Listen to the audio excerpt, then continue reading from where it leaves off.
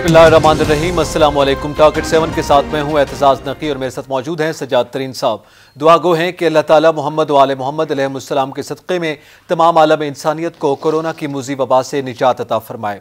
नाज़रीन, आज के प्रोग्राम में हम डिस्कस करेंगे सबसे पहले तो ये मामला कि पाकिस्तान ने दूसरी मरतबा कुलभूषण यादव को कौंसलर रसाई दे दी है और भारत ने भी ये पेशकश कबूल कर ली है, जिसके नतीजे में आज भारतीय नाज़िमुल उमूर ने दफ्तर ख़ारजा आकर बाकायदा तौर पर मामलात को डिस्कस किया है। इस हवाले से डिस्कस करेंगे। इसके साथ साथ हम बात करेंगे कि आज वज़ीर आज़म की ज़ेर सदारत वफाकी काबीना की कमेटी का इजलास हुआ बराए तवानाई का, और उसमें के इलेक्ट्रिक के मामले को उठाया गया और उस पर अहम हिदायत जारी की गई और एलामिया जारी किया गया। इसके साथ साथ भी कुछ अहम मामलात जो कि हुकूमती कारकर्दगी से मुतालिक हैं वो भी डिस्कस करेंगे, और इसके साथ साथ जिक्र करेंगे कि आज सिंध की जानिब से बिलखुसूस फिर बात सामने आई। सईद गनी साहब ने पर्सनली नैब के हवाले से मामलात को उठाया है, तो उसका भी हम जिक्र करेंगे। सज्जाद तरीन साहब, सबसे पहले तो पाकिस्तान ने यह पेशकश की कौंसलर रसाई दूसरी बार देने की, और गुज़िश्ता साल में भी 2 सितंबर को यह कौंसलर रसाई कुलभूषण यादव को दी गई थी।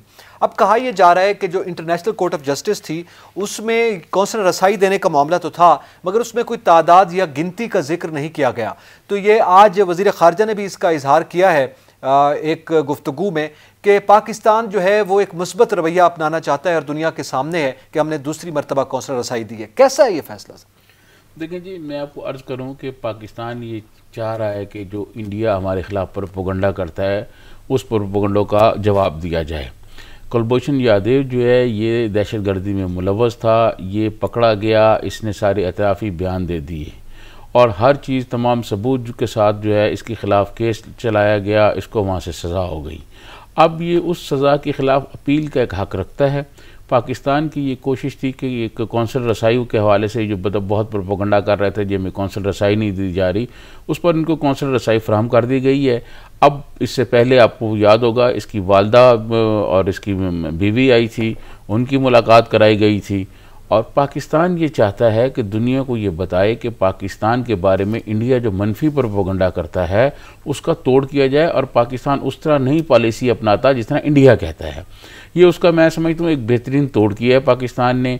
अब उसको कौंसल रसाई दे दी गई है, अब वो आएंगे, अब वो मिलेंगे, उसके बाद उनकी अपील होगी और उस पर जो भी फैसला होगा, पाकिस्तान की अदालतें जो हैं वो बिल्कुल आज़ाद हैं, पाकिस्तान के आइन और कानून के मुताबिक यहाँ पे काम हो रहा है। देखें, बात यह है कि ये हमारा दुश्मन है, इसमें तो कोई शक नहीं है। कुलभूषण पकड़ा गया, उसने एतराफ़ कर लिया कि वो दहशतगर्दी के नेटवर्क कराची में और बलूचिस्तान में चलाता था, वहाँ वो अलहदगी पसंद जो हैं मुख्तलिफ ग्रुप्स जो थे उनको वो सपोर्ट करता था, उनके ज़रिए वो तखरीबी कार्रवाइयाँ कराता था। तमाम चीज़ें उसने एतराफ़ कर ली, इसके बाद तो बाकी कुछ नहीं रह जाता ना जी।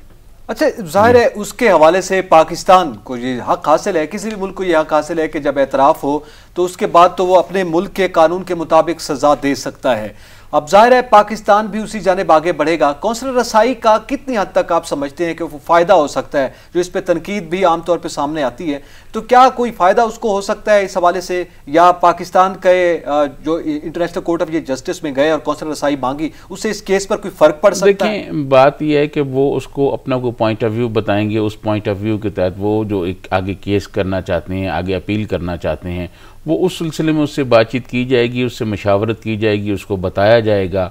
लेकिन मैं समझता हूँ कि कुलभूषण को ये ठीक है, पाकिस्तान ने दे दी है रसाई, वो होनी चाहिए, लेकिन कुलभूषण ने जो खुद अपना एतराफ़ जुर्म कर लिया है, उसने सब कुछ ये बता दिया है कि वो इंडियन इंटेलिजेंस के लिए, रा के लिए काम करता था, और वो हुसैन मुबारक के नाम का उसके पास पासपोर्ट था, वो बलूचिस्तान और उसमें मुलव्वस था, अपना क्या नाम है कराची में अलहदगी की कार्रवाइयों में। सही।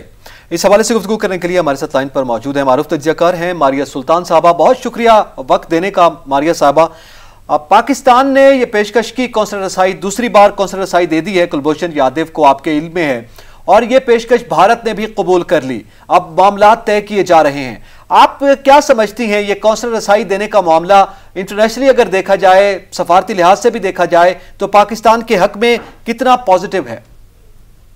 देखिए, पाकिस्तान ने जो कौंसलर रसाई दी है वो इंटरनेशनल कोर्ट ऑफ जस्टिस की एडवाइजरी जो जजमेंट उसके तहत, एडवाइजरी ओपिनियन के तहत जो है ये रसाई दी है, यानी इंसानी हकूक को तरजीह देने की लेकिन अगर ये सूरत हाल आप एक कन्विक्टेड टेररिस्ट और कन्विक्टेड एस्पियोनेज एजेंट को ये दे रहे हैं, तो अब इसका जो अगला मरहला है यही चीज, इसी चीज का इतलाक हिंदुस्तान के अंदर होगा उन तमाम लोगों के ऊपर, बिलखुसूस कश्मीर के अंदर और बाकी जगहों के ऊपर जहाँ लोगों को बगैर किसी रसाई के आपने बंद किया गया है। तो ये तमाम चीजें हैं जो इस वक्त आपको इस्तेमाल करनी होंगी। अगर आप इस्तेमाल कर सकते हैं और इंसानी हकूक की बंजराई के लिए अगर आप इसको इस्तेमाल करना चाहते हैं तो फिर तो इस चीज का आपको फायदा होगा।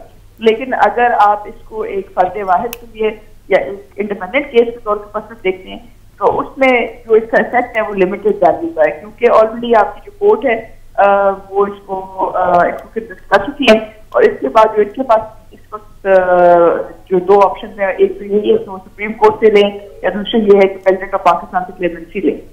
अच्छा, ये जो इंटरनेशनल कोर्ट ऑफ जस्टिस से रसाई ली थी इंडिया ने, उन्होंने ये फैसला दिया था, क्या उसमें कोई ऐसी चीज का तयन किया गया कि कौंसल रसाई कितनी बार होगी, या ये जो दूसरी बार कौंसल रसाई दी गई है इस वक्त पाकिस्तान में ये आखिरी होगी, उसके बाद क्या मामला आगे बढ़ सकेंगे?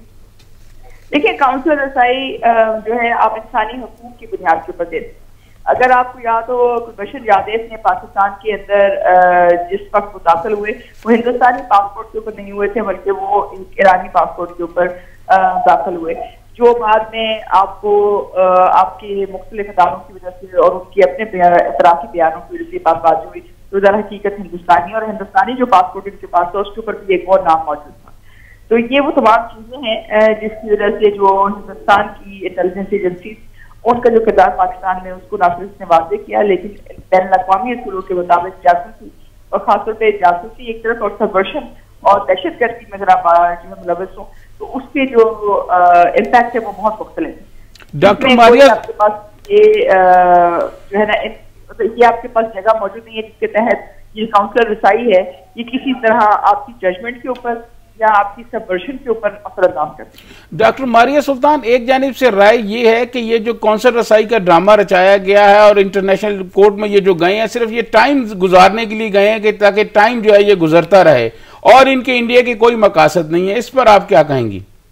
देखिए, यकीनी तौर पे वो चाहते हैं कि उनका ना सिर्फ वक्त गुजरे बल्कि वो चाहते हैं कि इनकी बुनियाद के ऊपर कोई गुफ्तगू शुरू हो, मुज़ाकरात शुरू हो, जिसकी वजह से वो कुछ चीजें या कुछ लोगों के वापस आपस में तबादला कर सकें। लेकिन मसला ये कि कुलबाशी आतिफ जो है वो ना सिर्फ पाकिस्तान में दहशतगर्दी में मुलव्वस नहीं है, लेकिन बैनुल अक़वामी जासूसी से भी बढ़कर सबवर्शन के अंदर जो है उनके ऊपर इल्जामात साबित हुए हैं और साथ साथ उन पर तकरीबन 2000 से ज्यादा लोगों का नेटवर्क था जो पाकिस्तान के अंदर वो दहशतगर्दाना कार्रवाई जो है उसके अंदर मुलव्वस थे। ऐसी सूरत हाल में हिंदुस्तान से रियासती दहशतगर्दी का इल्जाम लगता है तो वो किसी सूरत जो है कम नहीं हो सकता। और अगर आप उनको वापस करते हैं तो आपको किस इल्जाम के तहत वापस करेंगे, जहां आप हिंदुस्तान की रियासती दहशतगर्द को वापस कर दें और उसके बदले आप क्या चीज हासिल करेंगे? हमने अभी लंदन को वापस कर दिया, वो प्रिजनर ऑफ वॉर थे, वो एक गैर मामूली सूरत हाल थी, लेकिन कुलबाशी आदेव के खिलाफ न सिर्फ आपने कानूनी कार्रवाई की है लेकिन आपकी कोर्ट ने भी ये फैसला दिखाया और उसके बाद जो आर्मी चीफ से भी जो उन्होंने रिक्वेस्ट की उसको भी टर्न डाउन किया गया। तो अब ये मुश्किल है कि वक्त जरूर गुजर सकता है लेकिन जो वाहिद रसाई है उसके पास वो पाकिस्तान की सुप्रीम कोर्ट के प्रेसिडेंट ऑफ पाकिस्तान की तरफ है और इसी सिस्टम के अंदर उनको चलना होगा। डॉक्टर साहब, आप क्या समझते हैं, जैसे आपने कहा कि इंडिया में जो पाकिस्तान के कैदी हैं जिन पर इस नौयत के कोई बड़े इल्जामात नहीं हैं, उसके लिए हमारे लिए आसानी हो जाएगी ये कौंसल रसाई देने से, क्या ये बायलेटरल बुनियादों पर यह मामला हो सकेगा, इसकी उम्मीद की जा सकती है, या जिस तरह इंडिया ने इंटरनेशनल कोर्ट ऑफ जस्टिस का रुजू किया हमारे पास भी वो ऑप्शन खुला है? देखिए, आपके पास जो ऑप्शन खुला है क्योंकि आपको ये इंसानी हकूक के ऊपर जराइए, क्योंकि ये थर्ड जो जज थे उनकी बुनियाद के ऊपर एडवाइजरी ओपिनियन थी। अगर हम चाहते तो हम इसको इस्तेमाल कर सकते, अगर हम ना चाहते तो जाहिर इसके ऊपर हम अपना फैसला महफूज रख सकते थे। आपने बैनुल अक़वामी हुकूक की सरबुलंदी के लिए आपने ये फैसला जो है एक्सेप्ट किया, लेकिन जब आप एक्सेप्ट करते हैं तो जाहिर है फिर ये एक कानूनी जो है प्रिंसिपल बन जाता है, जो जाहिर है दूसरी बैनुल अक़वामी सिचुएशन के अंदर भी उसी तरह उसका इतलाक होगा। बिलखुसूस जो मुख्तलिफ लोग इल्जाम लगाए जा रहे हैं हिंदुस्तान में, आप कम अज कम उन तक रसाई हासिल कर सकते हैं। अगर आपको याद हो अजमल कसाब के वक्त भी हिंदुस्तान जो है हमें रसाई देने के लिए तैयार नहीं था, जबकि उन्होंने तमाम तरह इल्जाम उसके ऊपर लगाया, ना सिर्फ इल्जाम लगाया लेकिन उसके बाद उस शख्स का जो है एक तरह से आप कह सकते हैं सजाए मौत भी दी। तो आप ऐसी सूरत हाल में जहाँ आपसे बैन अवी जो है आप में प्रेशर्स आ सकते हैं, जंग की सूरत हाल बन सकती है, ये तमाम चीज़ें आपको वहाँ मदद दे सकती हैं। बहुत शुक्रिया डॉक्टर मारिया सुल्तान साहबा, आपने अपना कीमती वक्त दिया और हमसे गुफ्तगू की। मारिया साहबा ने एक गुफ्तगू की। सजाद तरीन साहब, मेरा एक सवाल इसी हवाले से आपसे है और वो ये है कि उन्होंने एक ये इशारा दिया कि अब पाकिस्तान के लिए भी ज़ाहिर ये आसान हो जाएगा जब इंटरनेशनल बैनुल अक़वामी सतह पर एक कानून बन गया है कि कौंसलर रसाई पाकिस्तान ने भी दी है एक कैदी को जो कि उनका हाजिर सर्विस अफसर था और जिस पर साबित हो चुका है वो पाकिस्तान में दहशतगर्दी फैला रहा था। तो पाकिस्तानी कैदी जो इंडिया में हैं, जिन पर इस नोयत के इल्ज़ामात भी नहीं हैं, उस हवाले से हमारे लिए आसानी हो जाएगी। इस पर आपका क्या तबसरा है? देखिए, मैं आपको अर्ज़ करूं कि इंडिया जो है, हमारा तो कोई ऐसा आदमी नहीं है कि कोई वहाँ, ना हम इंडिया के ख़िलाफ़ ना कोई दहशतगर्दी करते हैं, ना हम इंडिया के ख़िलाफ़ कोई ऐसी कार्रवाइयाँ करते हैं, ना हमें इंडिया में चलने वाली जो तारीकी हैं उनसे कोई गर्ज है, हम तो उनसे कोई वो नहीं करते। हमारे वहाँ जो लोग हैं वो मुख्तलिफ नौइयत के हैं। मसलन कुछ ऐसे लोग गए कि जिनका वीज़ा वहाँ ख़त्म हो गए, उनको कैद कर लिया गया। कुछ और लोग थे जिनको वैसे ही मतलब वो वहाँ गए हुए थे कोई अपने रिश्तेदारों अजीज़ों को मिलने के लिए और इंडिया गवर्नमेंट ने उनको शक की बुनियाद पर गिरफ़्तार कर लिया गया। तो मैं समझता हूँ कि हमारे जो कैदी हैं उनकी नौइयत मुख्तलिफ है और उन तक भी मेरे ख्याल में मुझे नहीं लगता कि हम बेशक इनको एक दफ़ा दूसरी दफ़ा भी हम इनको कौंसल रसाई दे रहे हैं तो इंडिया ये करेगा, क्योंकि मोदी की जो पॉलिसी है वो वहशियाना पॉलिसी है। मोदी जो है वो खित्ते को, पूरे खित्ते के अमन को तबाह करना चाहता है। पूरे खित्ते के जो ममालिक हैं वो उनमें वो दहशतगर्दी कराना चाहता है।